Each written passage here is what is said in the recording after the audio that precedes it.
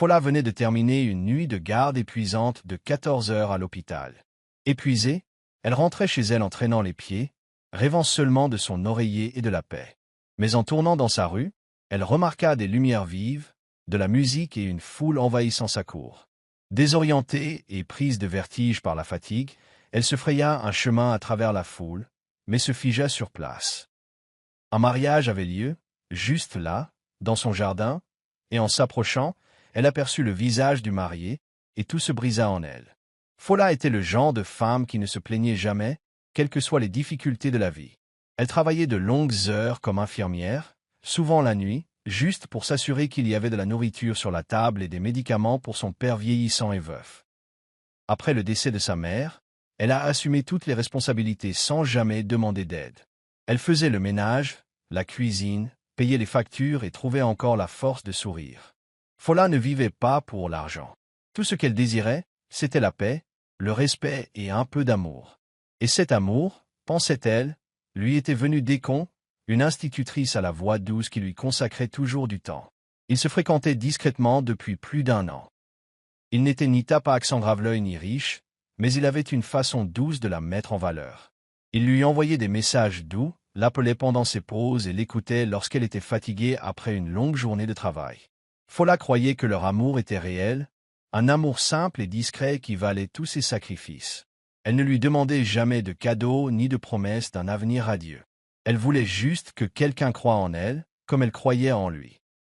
Chaque nuit, elle travaillait, chaque matin sans sommeil, elle rentrait à la maison pour prendre soin de son père.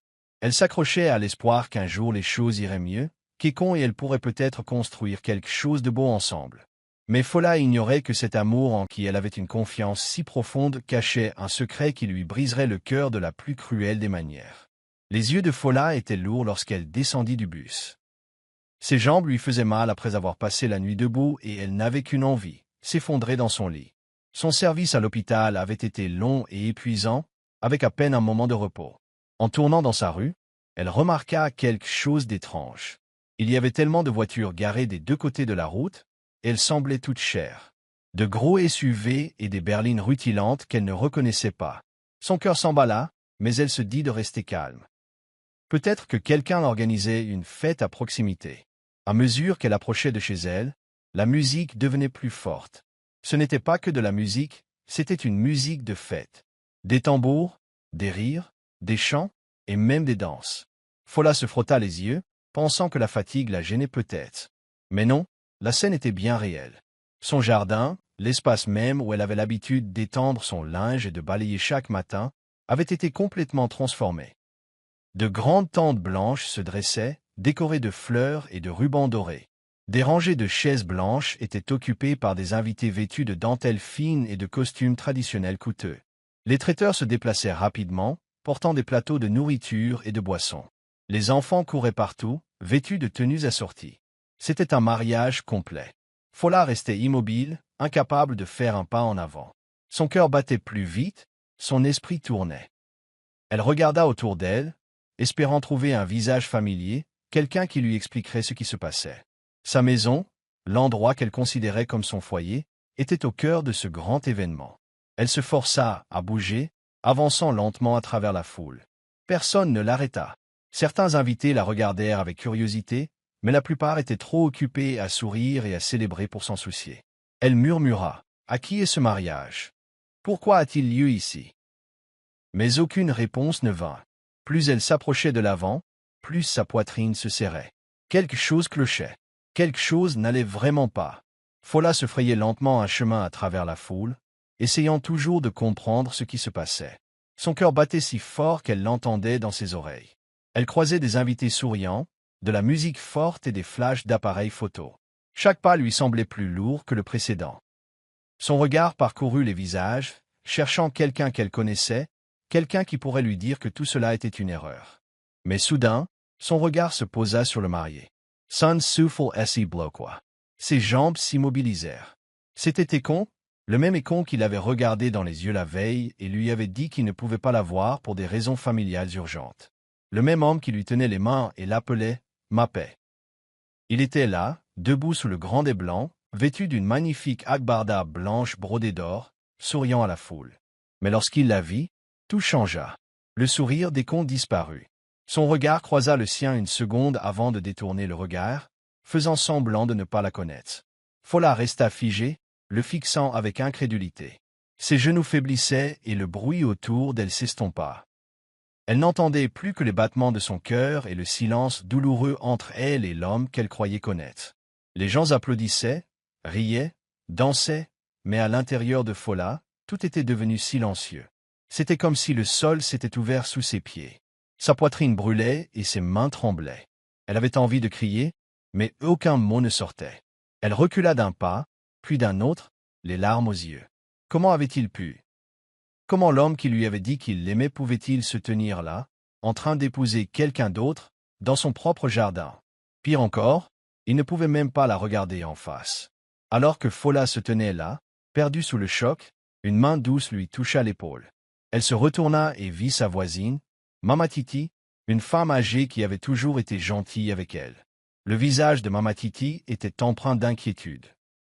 Elle tira doucement Fola à l'écart de la foule, dans un coin tranquille près de la maison. « Ma chère, murmura-t-elle, tu mérites de connaître la vérité avant de devenir folle de confusion. » Fola cligna des yeux, essayant de se concentrer. Son cœur battait toujours la chamade, son esprit tournait.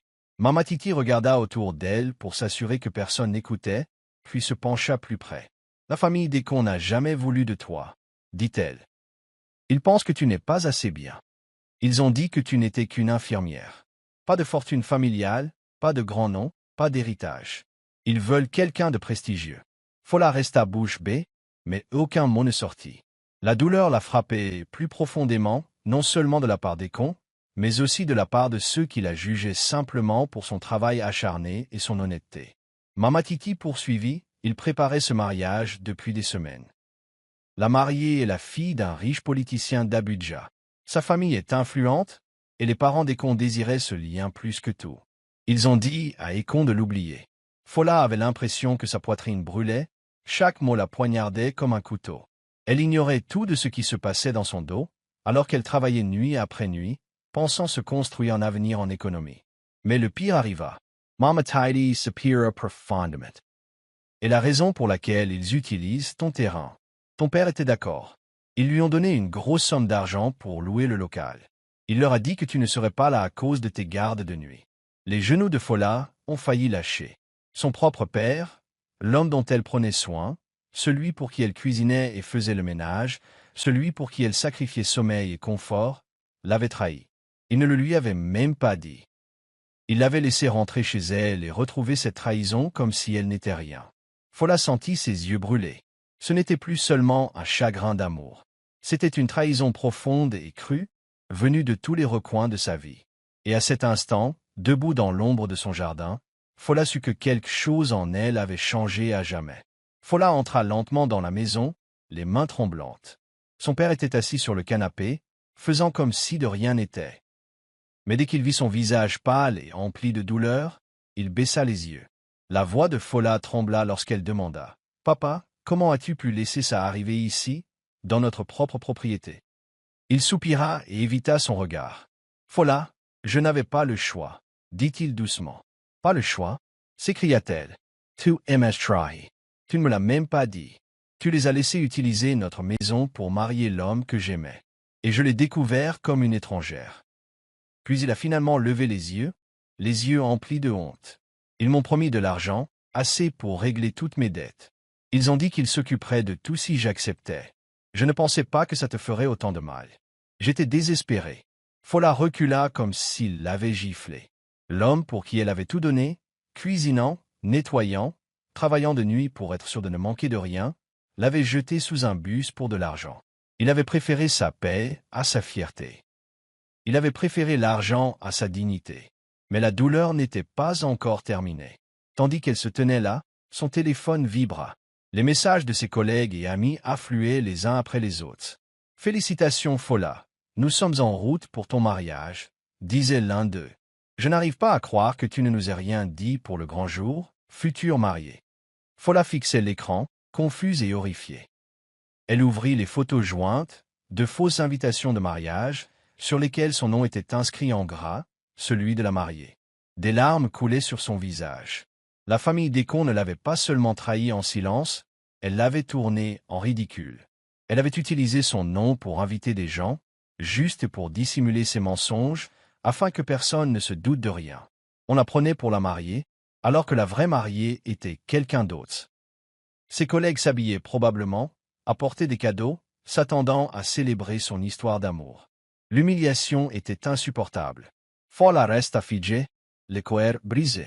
En une journée, elle avait perdu l'homme qu'elle aimait, la confiance en son père et le respect qu'elle avait en gagné. Ce n'était pas seulement un chagrin, c'était la guerre, et au fond d'elle-même, quelque chose de fort et de dangereux venait de se réveiller. Fola resta dehors un long moment, le cœur battant à tout rompre, mais son visage ne trahissait aucune émotion. Toute la douleur, tout le choc, tout était désormais profondément enfoui. Elle avait assez pleuré. Maintenant, elle était calme, trop calme, d'un pas lent et assuré. Elle entra directement au cœur de la cérémonie, comme si elle y était à sa place. La musique baissa, les têtes se tournèrent. L'officiant s'apprêtait à prendre la parole, mais Fola leva doucement la main. « S'il vous plaît, dit-elle d'une voix claire et posée.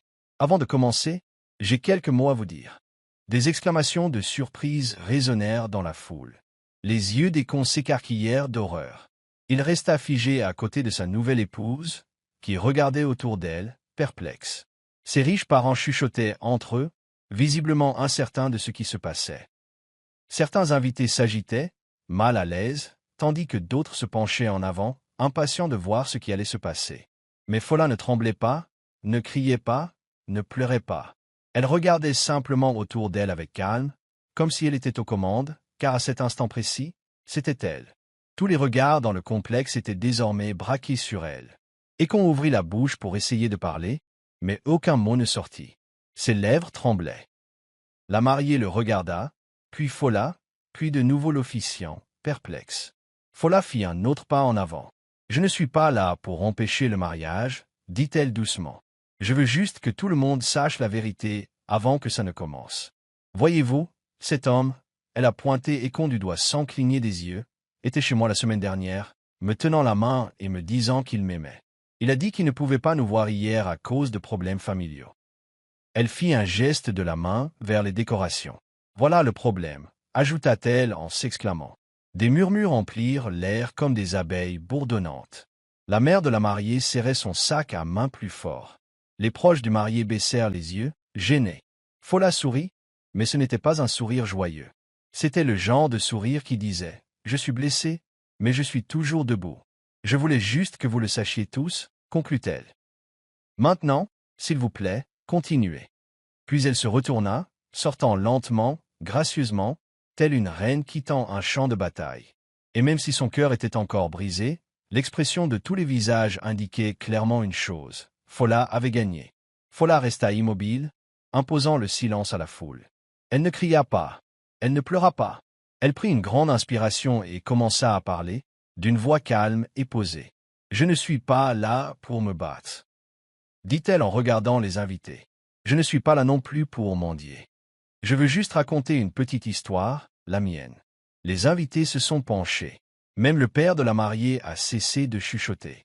Tout le monde voulait entendre ce qu'elle avait à dire. J'ai rencontré Écon il y a 2 ans. Il était gentil, doux, et je le croyais. Je croyais tout ce qu'il disait. Je travaillais de nuit comme infirmière, même fatigué, je rentrais à la maison pour cuisiner, faire le ménage et prendre soin de mon père. J'ai tout donné, mon temps, mon énergie, mon cœur, à 2 hommes, l'un que j'aimais comme un partenaire, l'autre comme un père. Elle regarda Écon et son père, tous deux immobiles comme des statues. Je n'ai jamais demandé d'or. Je n'ai jamais désiré de grandes choses. Je voulais juste du respect, de la vérité, de la loyauté. Des exclamations de surprise s'élevèrent de différentes parties de la foule. Certains se mirent à secouer la tête, incrédules. Je ne savais pas, continua-t-elle, que mon amour ne suffisait pas. Je ne savais pas que mon métier d'infirmière me dévalorisait. Mais aujourd'hui, je vois tout clairement. Elle fouilla dans son petit sac à main et en sortit une enveloppe blanche. Elle la brandit. C'était une lettre d'une organisation mondiale de santé. Ils me rendent hommage. Oui, moi. La même femme, qui n'est qu'infirmière, pour avoir sauvé plus de 150 vies lors de la dernière épidémie. La même lettre a maintenant été partagée sur les réseaux sociaux. Le monde entier me célèbre. Elle se tourna et regarda droit vers les parents de la mariée. Tu voulais un mariage riche. Mais ce que tu ignores, c'est que la dignité, le travail et l'amour sont plus précieux que l'or. Puis elle déposa la lettre sur la table, à côté du gâteau de mariage, et recula. Personne ne parla, pas même l'officiant. Le seul bruit était le léger bruissement du vent. Et ainsi, avec des mots calmes et une vérité tranquille, Fola ne reprit pas seulement son pouvoir. Au moment où Fola recula et déposa la lettre, le silence régna. Mais il ne dura pas longtemps. Le père de la mariée, un homme puissant et connu de tous, se leva lentement de son siège. Son visage était crispé par la colère et sa voix brisa le silence. « Qu'est-ce que c'est » cria-t-il en désignant Ekon et sa famille. « Qu'est-ce que c'est que ça? Qui ment comme ça ?» Les gens se retournèrent pour le regarder. Les invités chuchotaient. La mariée semblait perdue et confuse, les mains tremblantes tandis que son regard allait de Fola à Ekon. « Tu nous as dit qu'elle n'était qu'une locataire » hurla le père de la mariée. « Vous avez dit qu'elle n'avait aucun lien avec cet homme, qu'elle vivait simplement dans la maison pendant que vous prépariez ce mariage. » La mère d'Ekon s'est levée vivement pour tenter de le calmer. « S'il vous plaît, monsieur, laissez-nous vous expliquer. » « Expliquer quoi? » Il l'a interrompu. « Que votre fils menait une double vie. Qu'il utilisait cette pauvre fille et la laissait croire qu'elle était la seule. Pendant que vous collectiez la dot en secret. » La mère de la mariée se couvrit la bouche, sous le choc. La mariée elle-même s'assit durement, sa robe blanche se froissant sous elle, les larmes coulant sur ses joues. « Je ne permettrai pas cela, » a hurlé le fonctionnaire. « Ce mariage est terminé. Il prend fin maintenant. » Des cris de surprise emplirent la tente. Quelqu'un laissa tomber un verre. Un bébé se mit à pleurer en arrière-plan. Ekon essaya de parler en bégayant, mais personne ne l'écoutait. Sa voix était étouffée par le chaos. L'officiant referma lentement son livre. Les musiciens cessèrent de jouer. Les invités commencèrent à se lever, certains secouant la tête, d'autres chuchotant avec incrédulité. La mère d'Ekon se précipita vers son fils pour tenter de le défendre, mais la famille de la mariée était déjà partie, abandonnant décorations, nourriture et cadeaux coûteux. Et Fola, elle, se tenait silencieusement dans un coin, le regard calme. Elle ne criait pas, ne courait pas. Elle avait dit sa vérité, et maintenant les mensonges se dissipaient d'eux-mêmes. Le mariage, censé mettre en valeur la richesse et le pouvoir, avait tourné au désastre à cause d'une femme qui ne disait que la vérité, et qui avait plus de pouvoir que tout ce que l'argent pouvait acheter. Le lendemain matin, l'histoire de Fola a explosé sur Internet. Quelqu'un en mariage avait secrètement enregistré son discours calme mais puissant, et la vidéo était désormais partout. C'était sur les blogs, Instagram, TikTok, Facebook. Les gens le partageaient à une vitesse fulgurante. Dans la vidéo, Fola se tenait debout avec grâce, exprimant sa vérité sans crier, sans insulter, juste les faits d'une femme trahie, mais refusant de se laisser briser. Partout au pays, les gens étaient touchés. Ils n'en croyaient pas leurs yeux, la force qu'elle avait, debout malgré tout, après avoir été mentie, exploitée et humiliée. Les commentaires affluaient, la qualifiant de reine, de guerrière et d'exemple de grâce sous la pression. Même les chaînes d'information ont repris l'histoire, la qualifiant de mariage révélateur de la vérité. Tandis qu'Ekon et sa famille étaient traînés en ligne, Fola était célébrée. Des inconnus priaient pour elle, l'encourageaient et la remerciaient d'avoir rappelé à tous ce qu'était la vraie force. Beaucoup ont dit qu'elle les avait inspirés à s'affirmer, à cesser de se taire face à l'injustice. Dans l'après-midi, son téléphone a sonné. C'était un appel d'une puissante fondation de femmes. Ils avaient vu son histoire et avaient été touchés par son courage. Ils lui ont dit qu'ils croyaient en elle un véritable leadership. Ils lui ont offert une bourse pour étudier le leadership en santé publique à l'étranger. On disait que le monde avait besoin de plus de femmes comme elle, fortes, sages et courageuses. Fola n'en revenait pas. Le même monde qui avait tenté de la couvrir de honte hier l'assaut. Utnem maintenant. Son hôpital l'a également appelée. Ils l'ont promue infirmière en chef, affirmant que son calme en période de crise démontrait qu'elle possédait bien plus que de simples compétences médicales.